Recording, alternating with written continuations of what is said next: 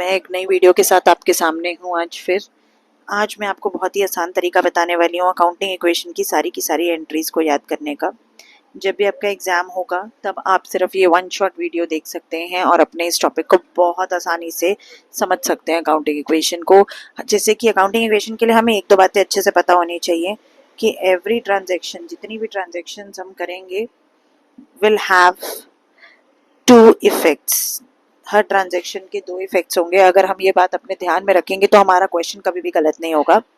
Second बात जो हमें ध्यान रखनी है वो ये है कि इक्वेशन जो है हमारा should be equal at all stages. जितनी भी आपकी अकाउंटिंग इक्वेशन की स्टेजेस आएंगी उन सभी स्टेजेस पे आपकी इक्वेशन जो है वो बिल्कुल और बिल्कुल इक्वल होनी चाहिए। मतलब right hand side should be equal to the left hand side of the equation. और जब आप ऐसा कर रहे हैं तो ये करते करते आपको एक चीज़ क्या ध्यान रखनी है, बस जो मैं नीचे आपको ट्रांजैक्शंस की लिस्ट दे रही हूँ, जनरली इससे बाहर हमारी कोई भी ट्रांजैक्शन एग्जाम में आती नहीं है, बट मैं आज सिर्फ आपको कुछ इंपॉर्टेंट एडजस्टमेंट्स बता रही हूँ कि उसको आपको कैसे सॉल्व करना है। मान लीजिए सबसे पहले आता है स्टार्टेड बिजनेस। अगर आ रहा है मेरे पास कि स्टार्टेड बिजनेस विद कैश है, तो आप देखिए इसके दो इफेक्ट्स क्या हैं। एक तो इस ट्रांजैक्शन में मेरा कैश बढ़ रहा है और मेरा कैपिटल बढ़ रहा है। अगर मेरा कैश बढ़ रहा है तो कैश में प्लस, कैपिटल बढ़ रहा है तो कैपिटल में प्लस। सेकंड, जनरली जो ट्रांजैक्शंस मेरी आती हैं, परचेज्ड गुड्स फॉर कैश। मान लीजिए मैंने कैश पे गुड्स खरीदे हैं बेटा, तो मेरे कैश कम हो गया और गुड्स जो कि मेरा स्टॉक का पार्ट है वो मेरे पास आ गया, तो स्टॉक या गुड्स जो है वो बढ़ गए और मेरा कैश जो है वो कम हो गया, जिसकी वजह से कैश में से तो माइनस हो जाएगा और स्टॉक में ये प्लस हो जाएगी वैल्यू। अब देखिए मैंने परचेज तो किए हैं गुड्स बट ऑन क्रेडिट। मैंने उधार पे खरीदे हैं, मैंने क्रेडिट पे खरीदे हैं, मैंने कैश नहीं दिया अब की बार। अगर मैंने अब की बार कैश नहीं दिया और क्रेडिट पे खरीदे हैं तो इसका मतलब है कि मैंने अपने लिए एक लाइबिलिटी बनाई है जो कि मेरे क्रेडिटर्स हैं, जो कि मेरे लिए एक लाइबिलिटी है। मैंने लाइबिलिटी बनाई, साथ साथ ही मेरे गुड्स या जिसे मैं कह सकती हूँ स्टॉक, वो भी बढ़ गया। तो अगर मेरी लाइबिलिटी बढ़ गई तो लाइबिलिटी में भी प्लस हो जाएगा, और अगर मेरा स्टॉक ऑफ गुड्स बढ़ा है तो वो स्टॉक ऑफ गुड्स में भी ऐड हो जाएगा।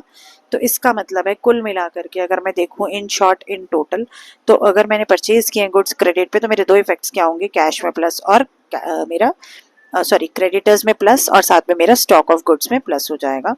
उसके बाद अगर मैं बात करती हूँ सोल्ड गुड्स, जो कि बहुत बहुत बहुत इंपॉर्टेंट पॉइंट है। सोल्ड गुड्स का पॉइंट इंपॉर्टेंट क्यों बनता है, क्योंकि इसमें भी हमारे दो केसेस निकल के आते हैं। Sold goods costing rupees 8,000 for rupees 10,000। मान लीजिए इस तरीके का हमारे पास कोई स्टेटमेंट है। इसमें आप देखेंगे कि बेटा मेरे पास कैश जो है which is my selling price 10,000 रुपये से बढ़ रहा है तो कैश में प्लस हो जाएगा 10,000। 10,000 से मेरा कैश बढ़ रहा है तो 10,000 रुपये कैश में प्लस हो जाएगा। इस एंट्री का सेकंड ट्रीटमेंट क्या है कि जो मेरे गुड्स हैं उनमें से गुड्स की वैल्यू कम हो रही है लेकिन कॉस्ट प्राइस वाली विच इज़ इक्वल्स टू 8,000। और साथ ही साथ मुझे ये भी पता है कि मेरा जो प्रॉफिट का फॉर्मूला होता है वो selling price minus cost price होता है, तो जिसकी वजह से मुझे दिख रहा है कि मेरा प्रॉफिट जो है वो 2,000 का है। प्रॉफिट कुछ भी हो उसे हम हमेशा कैपिटल में ऐड करते हैं। आपने ये बात ध्यान रखनी है। अगर हमें ये बात ध्यान है तो हम इजीली इस ट्रांजैक्शन को भी कर सकते हैं कि sold goods costing rupees 8,000 for rupees 10,000। Next important point हमारा जो आता है वो है कि sold goods costing rupees 8,000, same example लूंगी, फॉर 10,000 टू शाम। टू शाम जहाँ पे आ गया, टू शाम हमें क्या स्टेट करेगा कि ये शाम जो है ये हमारा कौन है, ये डेटर है, क्योंकि आगे लिखा नहीं है फॉर कैश, आगे कुछ नहीं लिखा, आगे स्पेसिफाइड नहीं है कि हमने कैश पे दिया है कि नहीं, बस सीधा लिखा है कि सोल्ड किया है हमने शाम को। अगर मैंने कोई से भी गुड्स इस तरीके के शाम को बेचे हैं तो उस केस में क्या हो रहा है बेटा, मेरा कैश तो नहीं आ रहा है, इसका मतलब कैश तो नहीं आ रहा किसी भी हाल में। इसका मतलब है कि मेरा एक डेटर बन रहा है, डेटर मेरी एक एसेट है, वो बढ़ रही है, तो एसेट में तो प्लस हो जाएगा डेटर के नाम से कितना, 10,000 रुपये, क्योंकि मुझे 10,000 रुपये सेलिंग प्राइस उससे लेना है और उसने मेरा सेलिंग प्राइस अभी तक दिया नहीं है। अगर तो ये कैश पे मैंने बेचा होता तो वो मेरा सेलिंग प्राइस का वैल्यू मुझे दे चुका होता इन कैश, लेकिन उसने मुझे इन कैश ये सेलिंग प्राइस का वैल्यू अभी तक दिया नहीं है, इसलिए वो मेरा डेटर बन गया, जिससे मुझे अभी ये पैसा लेना है और मैंने अभी तक लिया नहीं है। अपार्ट फ्रॉम दिस अगर मैं देखूँ गुड्स की बात करूँ तो गुड्स जो हैं गुड्स कॉस्ट प्राइस पे हैं। गुड्स की कॉस्ट है 8,000 रुपये। जो 8,000 रुपये की गुड्स मेरे खत्म हुए हैं, कम हुए हैं तो गुड्स में से माइनस हो जाएगा 8,000 रुपये। प्लस एक चीज़ का ध्यान रखेंगे, वही बार बार मैं बता रही हूँ कि प्रॉफिट जो है वो selling price minus cost price है 2,000 रुपये का, जो कि हमेशा कैपिटल में प्लस हो जाएगा। I hope it is clear. अब जो मैं आपको बहुत ही बेसिक से पॉइंट बताने जा रही हूँ वो ये हैं कि जो हमारे एग्जाम में आते भी हैं, जैसे कि आप मान लीजिए मेरा कोई भी कोई भी एक्सपेंस हो, ठीक है, मैं एग्जांपल ले लेती हूँ, जैसे कि रेंट पेड हो गया, जैसे कि सैलरी पेड हो गया, जैसे कि कमीशन पेड, कोई भी मेरा एक्सपेंस हो जो मैंने पे किया है वो मेरा एक्सपेंस है। अगर मेरा इस तरीके से कोई भी एक्सपेंस आता है, उस एक्सपेंस के सिंपल दो ट्रीटमेंट होंगे। एक तो कैश कम हो जाएगा तो कैश में से माइनस, प्लस मेरी फर्म की कैपिटल जो है वो कम हो रही है तो कैपिटल में से माइनस। तो दो इफेक्ट्स मेरी इस ट्रांजेक्शन की क्या रहे कि कैश में से माइनस और कैपिटल में से फर्म की माइनस हो जाएगा।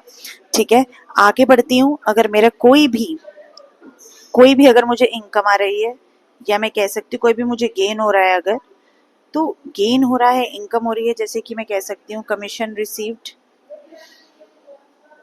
या मैं कह सकती हूँ कमीशन मिल गए मुझे कहीं से, इंटरेस्ट का पैसा मिल गया तो इंटरेस्ट रिसीव्ड, कमीशन रिसीव्ड, कोई सा भी पैसा मुझे कहीं से भी मिल रहा है, किसी भी फॉर्म में मिल रहा है, चाहे कमीशन की फॉर्म में मिल रहा है या इंटरेस्ट की फॉर्म में मिल रहा है, तो उसको कैश बढ़ा रहा है, वो मेरा कैश बढ़ा रहा है तो कैश में प्लस हो जाएगा, कैपिटल बढ़ा रहा है तो कैपिटल में प्लस हो जाएगा। तो एक्सपेंस के लिए सिंपल याद रखेंगे कि वो कैश में से माइनस, कैपिटल में से माइनस। इनकम के लिए एक चीज याद रखेंगे, कैश में प्लस और कैपिटल में प्लस। सिमिलर तरीके से अगर मैं बात करूं आपके प्रॉफिट्स की, तो मेरे जितने भी प्रॉफिट्स आ रहे हैं वो सब कैश में प्लस।